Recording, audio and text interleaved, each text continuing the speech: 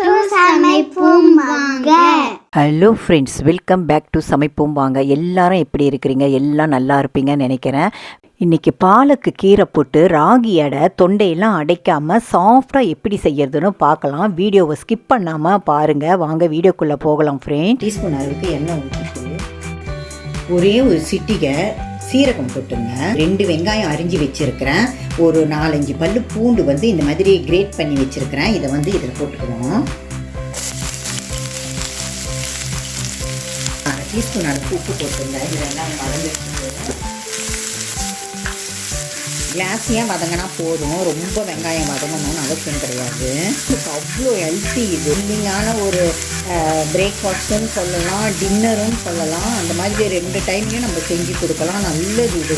குழந்தைங்களுக்கு, வளர்கிற குழந்தைங்களுக்கு அவ்வளோ நல்லது.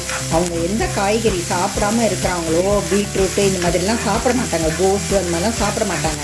அந்த காய்கறிலாம் கூட இந்த மாதிரி நீங்கள் ராகி அடையில் போட்டு நீங்கள் கொடுத்தீங்கன்னா அவங்களுக்கு தெரியாது, சாப்பிட்டுடுவாங்க. இந்த வீடியோனுடைய டிஸ்கிரிப்ஷனில் நான் ஸ்வீட்டு ராகி அடை எப்படி செய்யறது, காரம் ராகி அடை எப்படி செய்யறதுன்னு அதோடைய லிங்க் வந்து நான் உங்களுக்கு கொடுக்குறேன். நான் இப்போ வந்து இந்த அளவுக்கு வந்து வெங்காயம் வரணும்னா போதும். இதிலே வந்து நல்ல ஒரு பஞ்சு கொத்தமல்லி போட்டுங்க. ரொம்ப அளவுக்கு இருக்கும் பாலக்கு கீரை, அதையும் அரிஞ்சு வச்சுருக்கிறேன். அதையும் போட்டுக்குவோம். இந்த ஆறின பிறகு நீங்கள் மாவில் போட்டு பிணையுங்க. சூடாகவே பிணைஞ்சிட்டிங்கன்னா மாவு வந்து ரொம்ப வெந்து போயிடும். அடை சுடுறப்போ வந்து அப்படியே கல்லில் வந்து அடை ஒட்டிக்கின்னு வரும். சரியாக நம்மளுக்கு அளவுக்கு வதங்கிட்டால் போதும். நம்ம நிறுத்திடுவோம். இது ஆறின பிறகு நகி மாவில் போட்டு நம்ம பிணைஞ்சிட்டு அப்புறம் எப்படி சொல்கிறதுன்னு நான் சொல்கிறேன். டம்ளர் கிட்டத்தட்ட நான் மாவு போட்டுருக்கிறேன். அதுக்கு வந்து 1 டீஸ்பூன் நிறைய உப்பு போட்டுங்க. அப்புறம் 1 டீஸ்பூனு மிளகாத்தூள் போட்டுங்க. வந்து நம்ம வதக்கி வச்சிருக்கிறோம் இல்லையா, இந்த கீரை வெங்காயம் இதெல்லாம் இதில் போட்டுடுவோம்.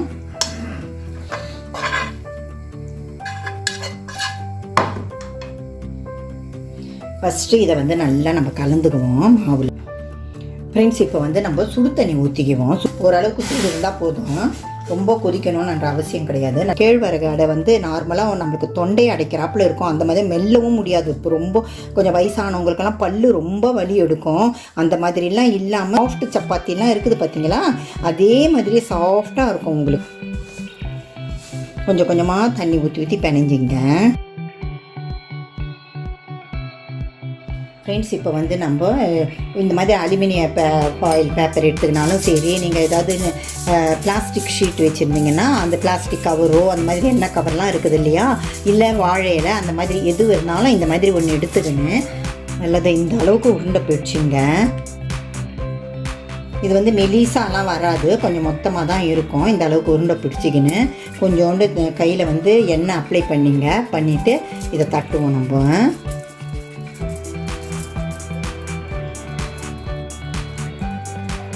பாலக்கீரைமெல்லாம் போட்டிருக்கிறோம் இல்லையா, பசலைக்கீரை அவ்வளோ டேஸ்ட்டாக இருக்கும். இதுக்கு எதுவுமே நம்ம சைட் டிஷ்ஷே தேவையில்லை.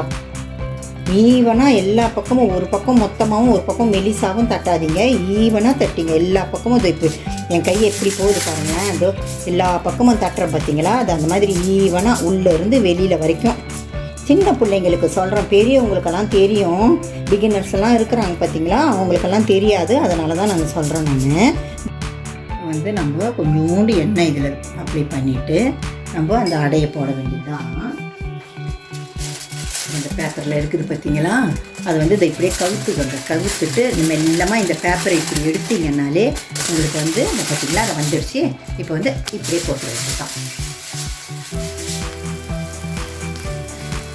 மீடியம் ஃப்ளேமில் வச்சிங்க, ஹை ஃப்ளேமில் வைக்காதீங்க. ஏன்னா இது வந்து ரொம்ப மொத்தமாக இருக்குது இல்லையா, அது வந்து வேகிறதுக்கு கொஞ்சம் லேட் ஆகும். இல்லாட்டினா தீஞ்சு போயிடும் உங்களுக்கு.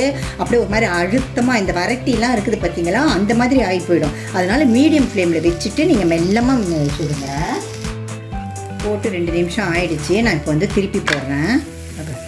திருப்பி போட்டுட்டு கொஞ்சோண்டு எண்ணெய் ஊற்றும். ஃபஸ்ட் நான் ஊற்றவே இல்லை எண்ணெய், இப்போ தான் கொஞ்சோண்டு ஊற்றுறேன். அது பாருங்களேன், 1/2 டீஸ்பூன் தான் எடுத்தேன்.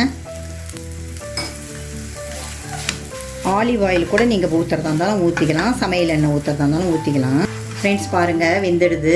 இந்த பக்கமும் வெந்துடுச்சு, 2 சைடும் வெந்துடுது. அந்த சைடில் ஒரு 3 நிமிஷம், இந்த சைடு ஒரு 3 நிமிஷம். ஒரு 1/2 டீஸ்பூன் அளவுக்கு தான் எண்ணெய் இது வரைக்கும் போட்டாலே போதும். உங்களுக்கு சாஃப்டாக உங்களுக்கு வந்து ராகி அடை சுடலாம். நீங்கள் ஃப்ரெண்ட்ஸ் இப்போ 2 பக்கமும் வெந்துடுச்சு. நம்ம கொடுத்துருவோம். ராகி அடைன்னு சொல்கிறாங்க பார்த்தீங்களா, அதை சுட்டு வச்சுட்டோம். எவ்வளோ சாஃப்டாக இருக்குது பாருங்களேன்.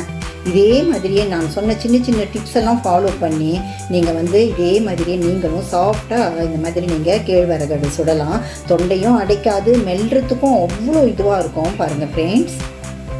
ஓகே ஃப்ரெண்ட்ஸ், நெக்ஸ்ட் வீடியோவில் பார்க்கலாம். தேங்க்யூ. இந்த வீடியோ உங்களுக்கு பிடிச்சிருந்ததுன்னா லைக் பண்ணுங்கள், ஷேர் பண்ணுங்கள், கமெண்ட் பண்ணுங்கள், சப்ஸ்கிரைப் பண்ணுங்கள். மறக்காமல் இந்த பெல் பட்டனையும் ப்ரெஸ் பண்ணுங்கள். தேங்க்யூ.